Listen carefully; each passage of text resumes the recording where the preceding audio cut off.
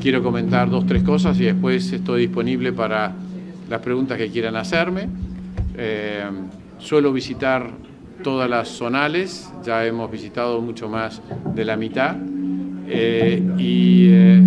tocaba la visita a San Luis. En el año ya estuvimos en Ushuaia, estuvimos en Bariloche, estuvimos también en Mendoza.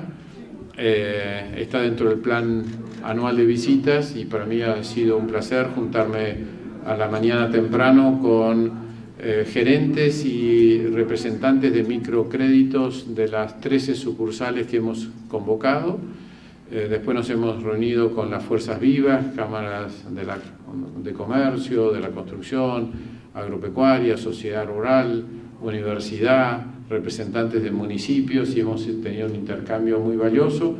El Banco Nación está en un proceso de incorporar tecnología, de incorporar agilidad, de darle mejor tratamiento a nuestros clientes. Hemos casi triplicado el banco en materia de préstamos al sector privado. Hemos sido protagonistas del crédito para la vivienda, somos el 54% de todo el crédito hipotecario otorgado en estos 2 años. Estamos ampliando sucursales, solamente de la reunión de hoy nos vamos con un pedido de 2 nuevas sucursales acá cerquita, uno en La Punta y otro hacia el este, que vamos a seguramente darle tratamiento. Queremos llegar a las 1000 sucursales en el plazo que corresponda, tampoco puedo hacer promesas irrealizables.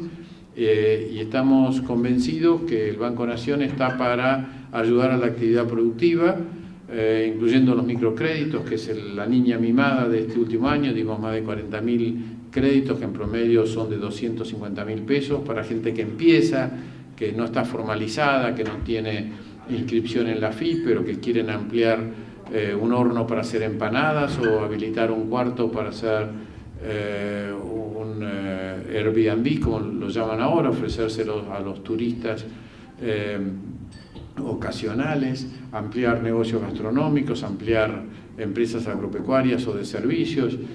Todo esto que es la actividad productiva es donde el Banco Nación quiere estar presente, especialmente en los más chicos, que es la razón de ser del banco, que lo marcó Carlos Pellegrini en 1891 cuando lo fundó. Entonces, esto es lo que nos motiva a acercarnos en San Luis. Estoy muy agradecido de estar acá, me he sido muy bien recibido, un clima extraordinario, un ambiente muy agradable, y me fui con una muy buena impresión y recepción de escuchar a los dirigentes de la actividad productiva y comercial de la provincia, que están soportando lo que sucede en todo el país y la consecuencia de la restricción crediticia motivada por la inestabilidad cambiaria, la recesión consecuente, pero también les comenté la confianza que tengo, que ya se han tomado las medidas para poner en marcha esto. Tenemos la incertidumbre política por delante que va a haber que superar y por eso quedan todavía meses difíciles,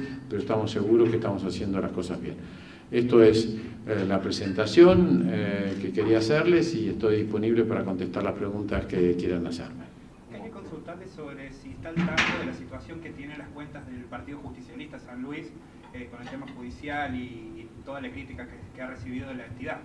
Sí, por supuesto que estoy al tanto, no soy un experto. El abogado del banco, tanto de Buenos Aires como de acá, me ha dicho que hemos hecho las cosas de acuerdo de derecho. A veces esto no satisface a todas las partes, pero los temas electorales dependen de la justicia federal y hemos actuado en función de los dictámenes del juez federal de cada momento. ¿Cómo analiza la situación del país y qué les han dicho los distintos sectores? Bueno, la situación del país es difícil, pero sí lo que yo he explicado es que comparándola con la de un año atrás, hemos superado una cantidad de dificultades. En aquel momento teníamos una sequía, hoy tenemos una gran cosecha. En aquel momento Brasil estaba cayendo, hoy está creciendo. En aquel momento la Reserva Federal subía las tasas, hoy ha abandonado ya esa idea. Y el país ha bajado significativamente su déficit fiscal, ha bajado significativamente su déficit en cuenta corriente, hemos ajustado el tipo de cambio. O sea que si bien todavía lo peor no ha pasado para el ámbito empresario, para las familias, sí se ha hecho gran parte de los ajustes y de las correcciones necesarias, y solamente hoy nos está afectando la incertidumbre política, el hecho de estar ante unas elecciones donde no se sabe si el país retorna a prácticas del pasado, populistas, de cepos, de retenciones y que generan incertidumbre en los mercados, o siguen este camino que es el de la reinserción en el mundo, de la formalización, de crecer de una manera competitiva, sin subsidios en el precio de la energía, sin dólares, precios del tipo de cambio que no sean realistas. Bueno, esto es lo que va a tener que decidir los argentinos. Yo creo que si optamos por mantener el camino que venimos sosteniendo, seguramente las cosas van a mejorar muy rápidamente. Buenos días, González Fraga, de Carolina Cable Color, ¿cómo le va? Sí. ¿Se van a presentar como agente financiero del gobierno de la provincia de San Luis? Bueno, nos hemos presentado en la licitación, pero no puedo comentar sobre el tema porque esto está en un proceso de resolución, donde no sé si la expresión es secreto de sumario o algo parecido, pero no podemos comentar nada sobre esa licitación. Esperemos que se resuelva prontamente. ¿Pero han mantenido reuniones con funcionarios del gobierno provincial? En este momento no. O sea, hemos participado en la licitación, pero no hemos mantenido ninguna reunión. ¿Hay algún plazo para que se termine?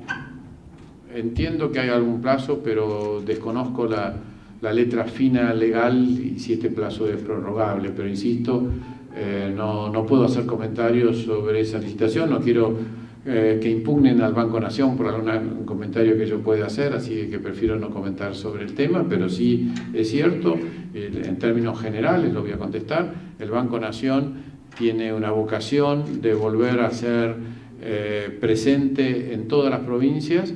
Entendemos, y hablo en términos generales, subrayo, de que desde la persecución a los bancos cooperativos en los años 60, las cajas de crédito en la reforma de los 70, estoy hablando de Martínez de Oz, y el proceso de privatización de la banca provincial, se ha perdido el federalismo financiero, se ha debilitado, se ha concentrado en bancos de capital federal que tienen más vocación a lo mejor para prestarle a los empleados públicos o a los jubilados que para prestar a la actividad productiva. Entonces todo esto genera un vacío que ha llevado al Banco Nación a una política de crecer en sus sucursales en las provincias, y por eso nos estamos presentando como agente financiero no solo en San Luis, sino también en todas las provincias que nos abran esa posibilidad, porque creemos que es una herramienta muy importante para ayudar a la actividad productiva de cada región del país. ¿Se trabaja en la apertura de más cajeros automáticos? Por supuesto que estamos ampliando.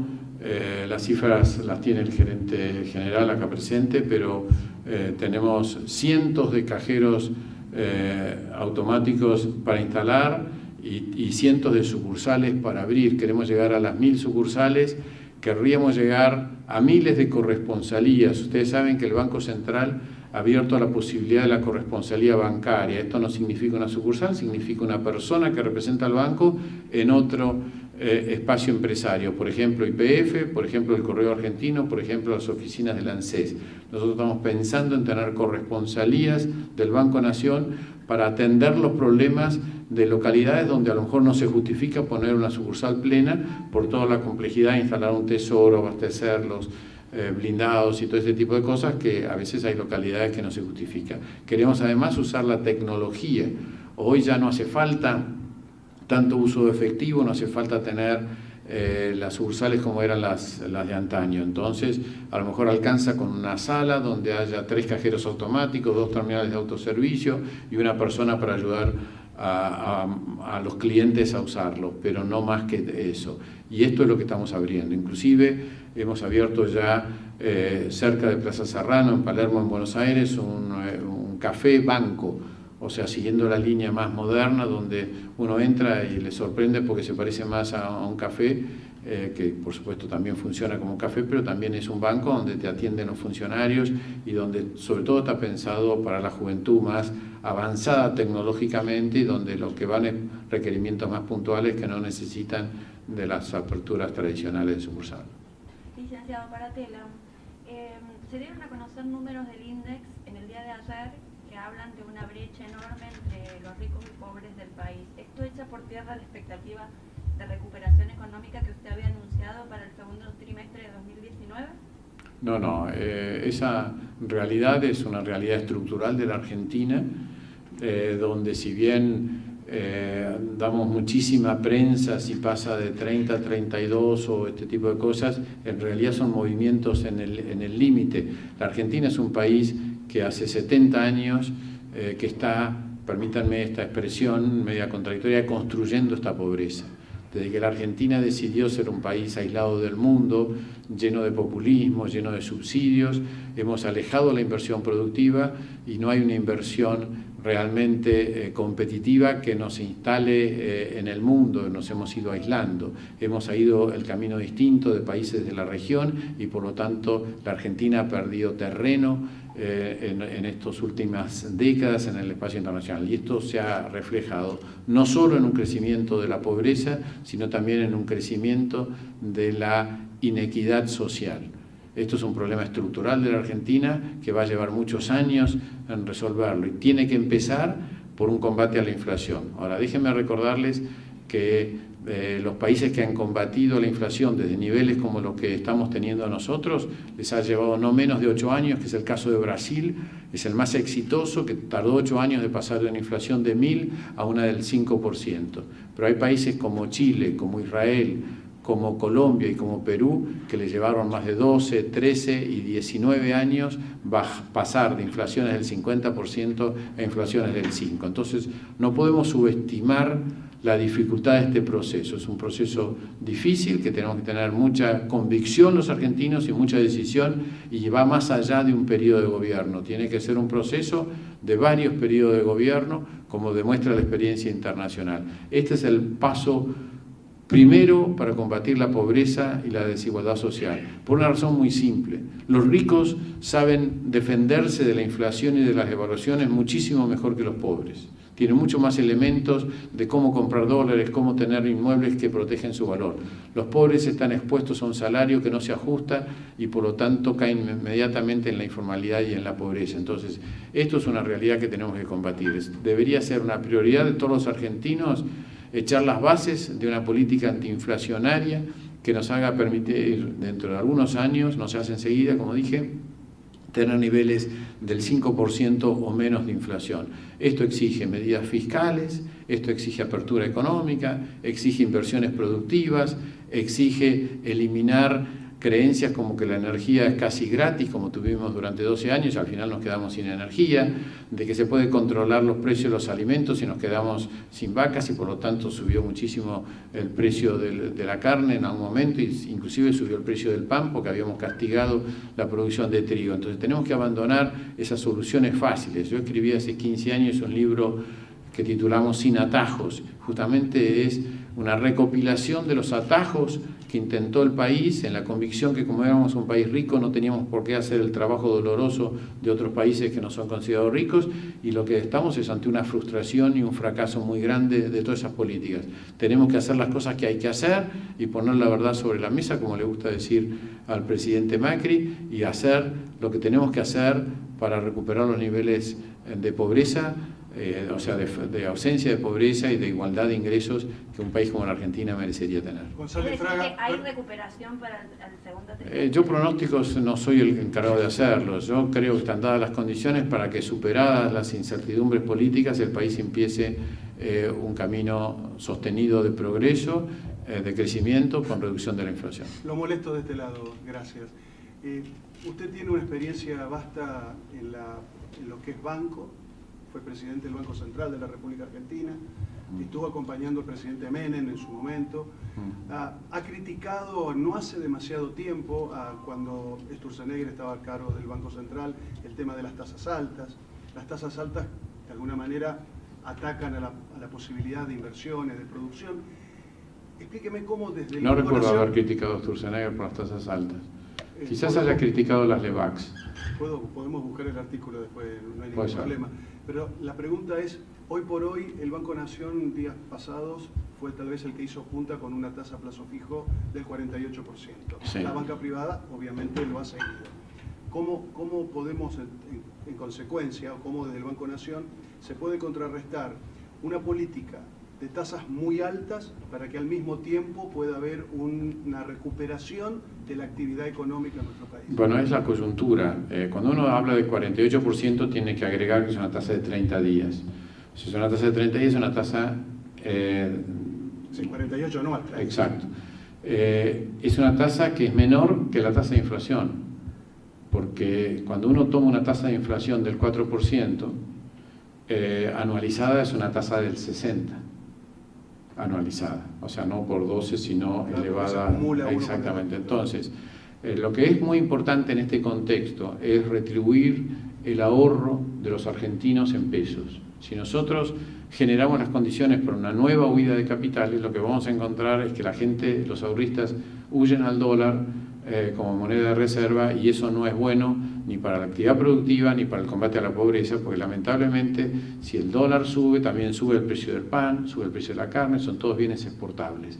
Entonces lo que tenemos que entender es que si bien todos desearíamos tener una tasa de interés más baja, en un contexto de inflación como el que estamos viviendo en este primer trimestre, donde las tasas estuvieran entre el 3 y el 4%, eso sería altamente riesgoso. O sea, hay que entender que esto llevó al Banco Central a establecer una tasa del ELIC, que es una tasa de 7 días para los bancos, que está en el orden del 66-67%, y lo que fue la respuesta del Banco Nación fue la de trasladar ese beneficio que tenemos los bancos de ser retribuidos a tasas a los ahorristas, porque si no era un negocio que quedaba en los bancos. Entonces el Banco Nación hizo punta en llevar esa tasa al 48%, cuando en realidad ya se pagaba silenciosamente por la mesa para los mejor informados. Entonces, lo que nosotros hicimos es democratizar esa tasa, es decir, ¿por qué se la vamos a pagar el 48, el 50 o el 52 al que tiene el teléfono del gerente financiero porque nos viene con 5 millones de pesos y no se lo vamos a pagar al que tiene 100.000 pesos? Lo que usted aclara es así, tal cual como usted lo dice, pero paralelo a eso, imagínese aquel que quiere invertir en un negocio y como contraposición tiene la opción de poner una tasa del 50% anual, mensual, que el negocio no se lo va a dar. La pregunta, como le decía, el que pone el negocio, ¿cómo jugamos para que esto tenga reactivación? No, el negocio no es una inversión a 30 días. El que está pensando en invertir en un negocio está pensando en invertir en varios años. Y la tasa de 48% es la tasa de 30 días. La tasa de 30 días no compite con el negocio, compite con la compra del dólar. Esto es así. El del negocio tiene una visión distinta y busca un país estable, un país que vuelva a crecer. Eso es lo que están mirando. Entonces, lo que tenemos que entender es que en esta coyuntura donde hay incertidumbre política, donde hay candidatos que hablan de volver al cepo, de volver a las retenciones, a los controles de cambio, hay otros candidatos que hablan de desconocer la deuda. En este contexto donde hay, a lo mejor alguno dirá muy pequeña probabilidad, otro no tanto, el tema, me decía un importantísimo empresario español, mientras la expresidenta aparezca en televisión yo no invierto en la Argentina, sin empezar a preguntarme si tiene altas probabilidades o el techo es bajo. Yo no sigo el análisis, me dice, no invierto en un país donde existe una probabilidad de volver a una política de aislamiento, de expropiaciones, de default, etc. Entonces estos temas hoy afectan la política económica, sin ninguna duda lo afectan. Entonces, yo creo que esta es la realidad que hay que transitar en estos meses, y para protegernos de que el dólar llegue a valores de pánico, a veces hay que aceptar tasas de interés de muy corto plazo. No compiten con la idea del negocio. Seguramente el del negocio, el que usted menciona, está diciendo, no, yo voy a esperar a octubre a ver qué pasa antes de poner el negocio. Lo que le preocupa es octubre, no la tasa de interés. No va a dejar de poner el negocio porque la tasa está en el 48. Lo va a dejar de poner de acuerdo a la resolución política que tome el país en octubre.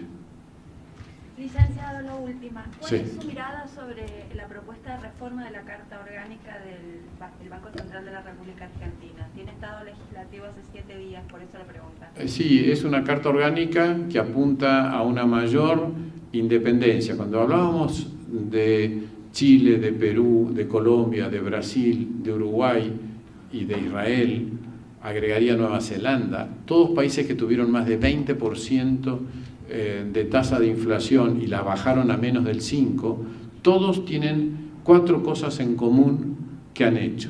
Una es el control fiscal, otra es el control monetario, otro es la apertura económica y la cuarta es la que usted me pregunta. Han creado bancos centrales independientes donde el gobierno de turno no puede forzar la emisión de dinero. Entonces, esto es un elemento, el cuarto elemento, donde a lo mejor no es necesario en los países que han sido tradicionalmente estables. A lo mejor alguien me dirá, la Reserva Federal no tiene estas normas, sí las tiene el Banco Central Europeo, porque como Europa fue producto sufrió la hiperinflación hace 80 años, los bancos europeos sí tienen estas normas que están presentes y están hoy reemplazados por el Banco Central Europeo, que también tiene la misma norma, están imposibilitados de emitir dinero, excepto con algunas excepciones. Entonces, los países que han tenido altos procesos inflacionarios, en general, tienen que tener cartas orgánicas de sus bancos centrales mucho más rígidas y restrictivas que los países que no han pasado. Y esta reforma de la Carta Orgánica va en ese sentido. ¿Usted cree que no se está resignando soberanía? No, no es resignar soberanía, no es que nos van a manejar del exterior, pero si soberanía significa la falsificación de moneda, no estoy de acuerdo con soberanía. Tenemos que restringir la capacidad de emisión de dinero. Esto ya pasó en la Argentina de una manera exagerada en los 90, con la cual no estuve de acuerdo, porque la Argentina no tiene que resignar posibilidad de flotación cambiaria.